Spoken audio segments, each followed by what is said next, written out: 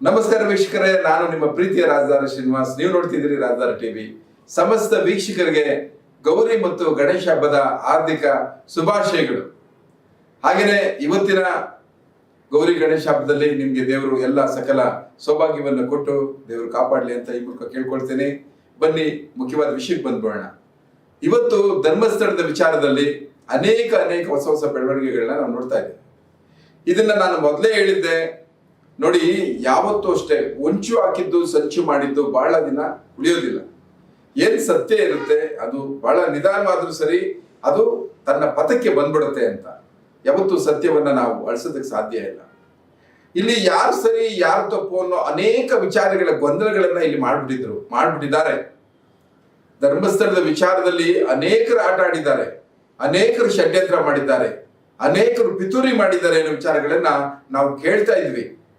ಹಾಗೇನೆ ಎಲ್ಲೋ ಧರ್ಮಸ್ಥಳದಲ್ಲಿ ನಿಜಕ್ಕೂ ಏನೋ ಧರ್ಮಾಧಿಕಾರಿಗಳ ಮನೆಯವರಾಗ್ಲಿ, ಧರ್ಮಾಧಿಕಾರಿಗಳ ಸಂಬಂಧಿಕರು ಯಾರನ್ನೋ ಕೊಲೆ ಮಾಡಿದ್ದಾರೆ, ಅತ್ಯಾಚಾರ ಮಾಡಿದ್ದಾರೆ, ಈ ರೀತಿ ನೇರವಾಗಿ ಮಾತಾಡ್ತಾ ಇರೋದನ್ನ ನಾವು ಭಕ್ತರು ಅಥವಾ ಧರ್ಮಸ್ಥಳದ ಆ ಒಂದು ವಾಸ್ತವ್ಯದ ಸತ್ಯವನ್ನ ಅರ್ತಿರುವಂತವ್ರು ಅರ್ಥ ಮಾಡ್ಕೊಂಡಾಗ ನಮ್ಗೆ ಭಯ ಆಗೋದು. ಇದೇನಪ್ಪ ಇದು, ಧರ್ಮಸ್ಥಳದಂತ ಒಂದು ವಿಚಾರದಲ್ಲಿ ಈ ರೀತಿ ಎಲ್ಲ ಮಾತಾಡ್ತಾರೆ ಅಂತ. ಎರಡೂ ಕೂಡ ನಮ್ಮ ಜೊತೆಗೆ ಆಗಿದ್ದು ನಿಜ.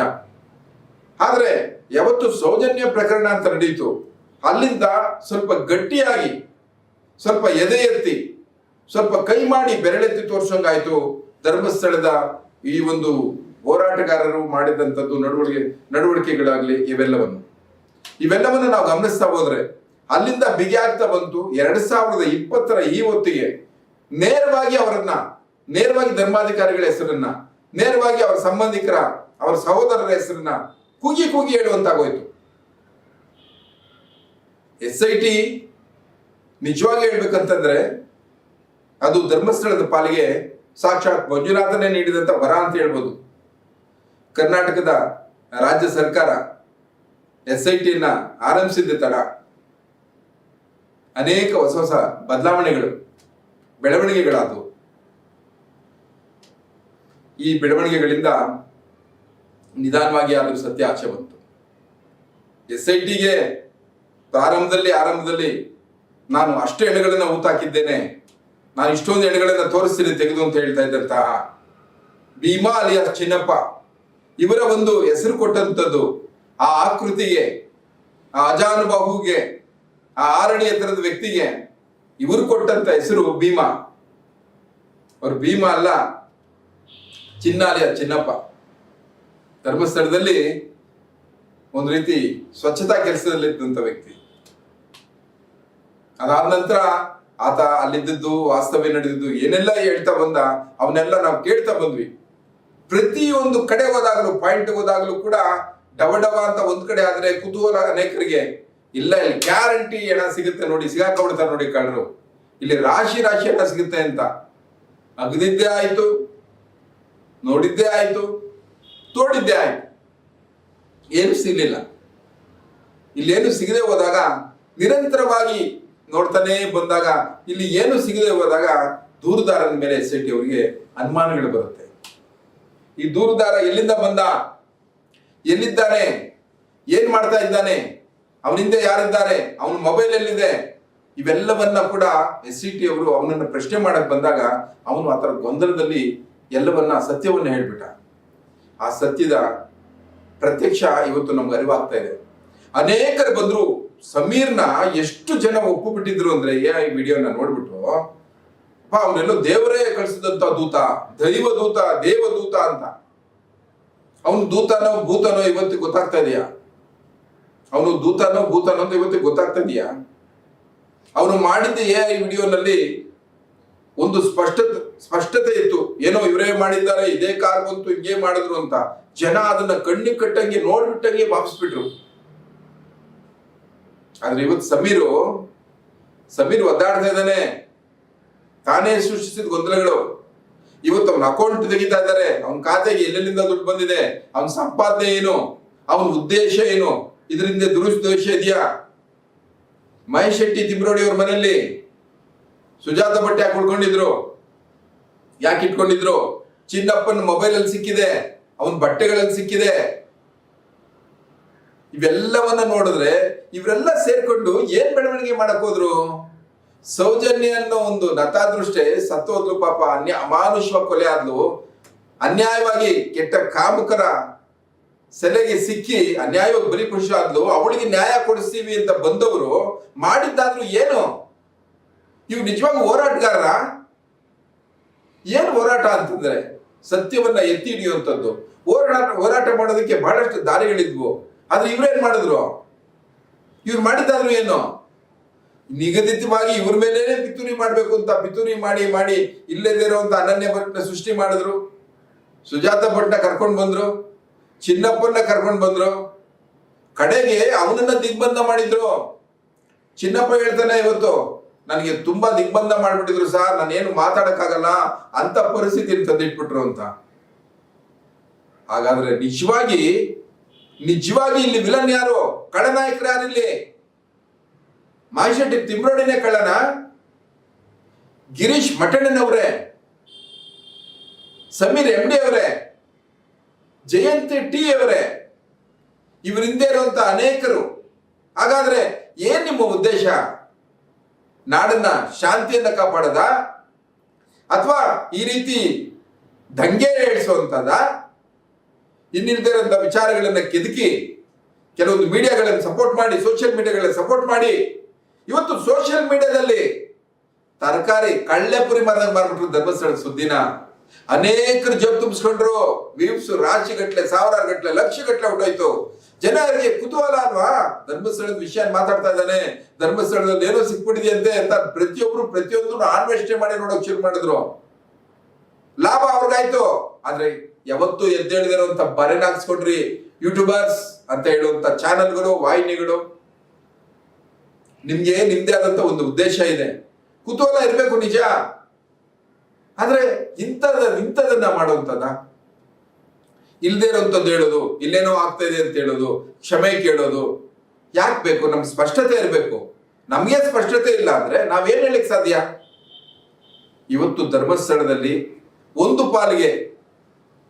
ಪಾಲಿಗೆ ಧರ್ಮ ವಿಜಯವಾಗ್ತಾ ಇದೆ ಅಂತ ಒಂದಷ್ಟು ಜನ ಹೇಳ್ತಾ ಇದ್ದಾರೆ. ಇಲ್ಲ ಸಾರ್, ಎಲ್ಲ ಸುಳ್ಳಾಗ್ತಾ ಇದೆ. ಸಾಕ್ಷಾತ್ ಮಂಜುನಾಥ ಅಣ್ಣಪ್ಪ ಸ್ವಾಮಿಯ ಕೃಪೆ ಇವತ್ತು ಅಲ್ಲಿ ಒಳ್ಳೇದಾಗ್ತಾ ಇದೆ, ಏನೂ ಸಿಕ್ಕಿಲ್ಲ. ಇವರಿವರ ಒಳಗಡೆ ಕಚ್ಚಾಟ ನಡೆದಿದೆ.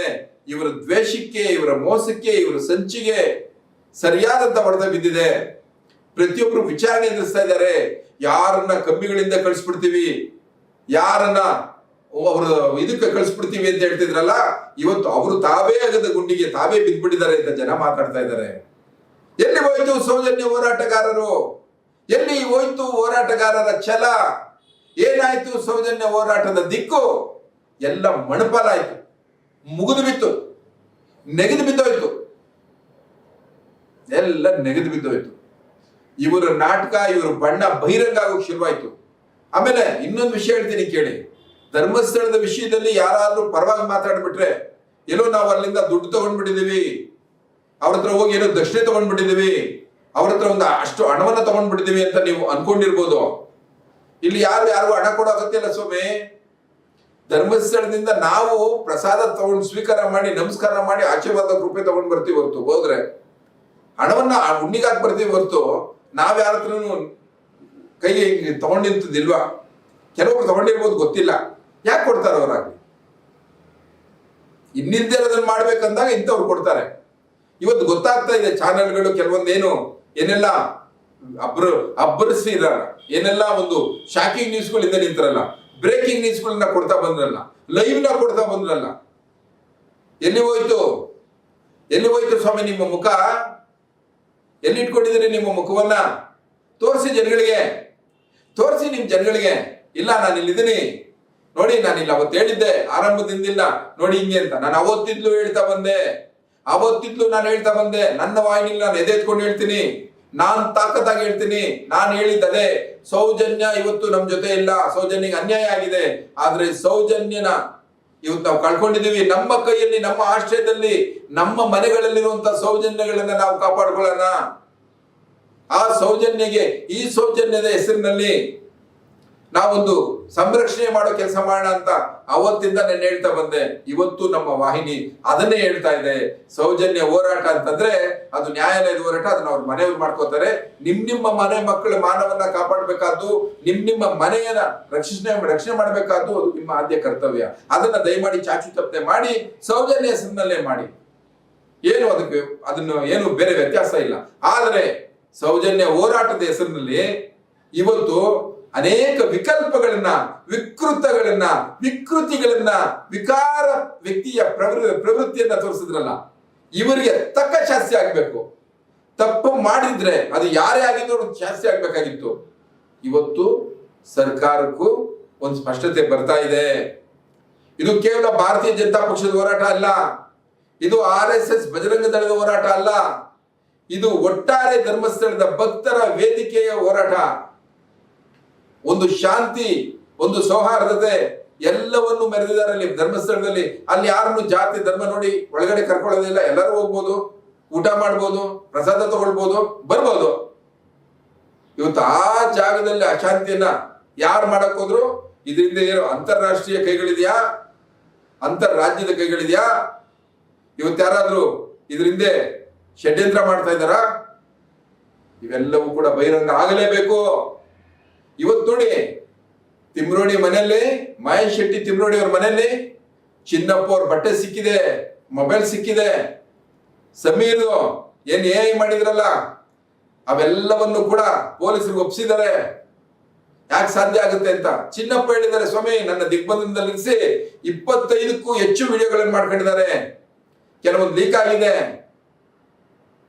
ಇವೆಲ್ಲ ಆಚೆ ಬಂದ್ಮೇಲೆ ನಾನು ಹೇಳೋದಿಷ್ಟೇ, ನಿನ್ನೆ 25ನೇ ತಾರೀಕು 24ನೇ ತಾರೀಕು ಏನು ಒಂದು ಪುಣ್ಯಕ್ಷೇತ್ರಗಳ ಸಂರಕ್ಷಣೆ ಅಂತ ಒಂದೇನು ಮಾಡಿದ್ರು, ನಿಮ್ಮ ಕರ್ತವ್ಯ, ನಿಮ್ಮ ನಂಬಿಕೆ, ನಿಮ್ಮ ಆಶಯಗಳನ್ನು ಉಳಿಸ್ಕೊಂಡು ಸಂರಕ್ಷಣೆ ಮಾಡ್ಕೊಳ್ಬೇಕಾಗಿರೋದು ನಿಜಕ್ಕೂ ನಿಮ್ಮ ನಾಗರಿಕತೆಯ ಹಕ್ಕು. ತಪ್ಪೇನಿಲ್ಲ. ಪ್ರತಿಯೊಬ್ಬರ ಒಂದು ಅವ್ರ ಪ್ರಾರ್ಥನೆ, ಪ್ರತಿಯೊಬ್ಬರ ಅವ್ರ ನಿವೇದನೆ, ಪ್ರತಿಯೊಬ್ಬರು ಮಾಡುವಂಥದ್ದನ್ನ ಅದನ್ನು ಉಳಿಸ್ಕೊಂಡು ಹೋಗುವಂಥದ್ದು ಅದನ್ನ ಮಾಡಿ. ಎಲ್ಲೂ ಕೂಡ ಆ ಒಂದು ಪರಂಪರೆಗಳಿಗೆ, ಪದ್ಧತಿಗಳಿಗೆ, ಒಂದು ಇತಿಹಾಸಕ್ಕೆ, ಒಂದು ಪ್ರಾಚೀನತೆಗೆ ಧಕ್ಕೆ ತರುವಂತ ಕೆಲಸವನ್ನ ಮಾಡೋದು ಬೇಡ. ಅದಕ್ಕೆ ಕೆಟ್ಟದಾಗ ಕೈ ತೋರಿಸುವಂಥದ್ದು, ಮಸಿ ಬಳಿಯೋ ಕೆಲಸ ಅಂತ ಮಾಡಬಾರದು ಅಂತ ಹೇಳ್ತಾ, ನಾನು ಇನ್ನಷ್ಟು ವಿಚಾರಗಳ ಜೊತೆ ನಿಮ್ ಜೊತೆ ಬರ್ತೀನಿ. ಮತ್ತೊಮ್ಮೆ ವೀಕ್ಷಕರಿಗೆ, ನಿಮ್ಗೆಲ್ಲರಿಗೂ ಕೂಡ ಗೌರಿ ಗಣೇಶ ಹಬ್ಬದ ಹಾರ್ದಿಕ ಶುಭಾಶಯಗಳು.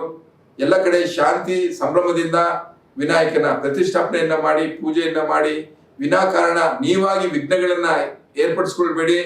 ಆಲ್ಮೋಸ್ಟ್ ಇವತ್ತು ನಿಮ್ಮ ಸ್ಥಳದ ಹತ್ತಿರಕ್ಕೆ ಸಂಬಂಧಪಟ್ಟಂತೆ ಗಣೇಶ ಮೂರ್ತಿಯ ವಿಸರ್ಜನೆಗೆ ಹತ್ತಿರವಾಗುವಂತೆ BBMP ಅವರು ವಾಹನಗಳನ್ನು ತಂದಿಡ್ತಾ ಇದ್ದಾರೆ. ಅಲ್ಲಿ ಹೋಗಿ ನಿಮ್ಮ ಮೂರ್ತಿಯನ್ನ ಅಲ್ಲೇ ಹಾಕ್ಬೋದು. ಆದಷ್ಟು POP ಗಣಪತಿನ ಬಳಸಬೇಡಿ, ಅದಕ್ಕೆ ಕಷ್ಟ ಆಗುತ್ತೆ. ಮಣ್ಣಿನ ಗಣಪತಿಯನ್ನ, ನೈಸರ್ಗಿಕ ಒಂದು ಮಣ್ಣಿನ ಗಣಪತಿಯ ಮೂರ್ತಿಯನ್ನ ಪೂಜೆ ಮಾಡಿ, ಕೃತಕ ಬಣ್ಣಗಳನ್ನ ಮಾಡಿ ಮಾಲಿನ್ಯ ಮಾಡಬೇಡಿ ನೀರನ್ನ. ಅನೇಕ ಮೀನುಗಳು, ಅನೇಕ ಜಲಚರಗಳು ಸತ್ತೋಗ್ತವೆ.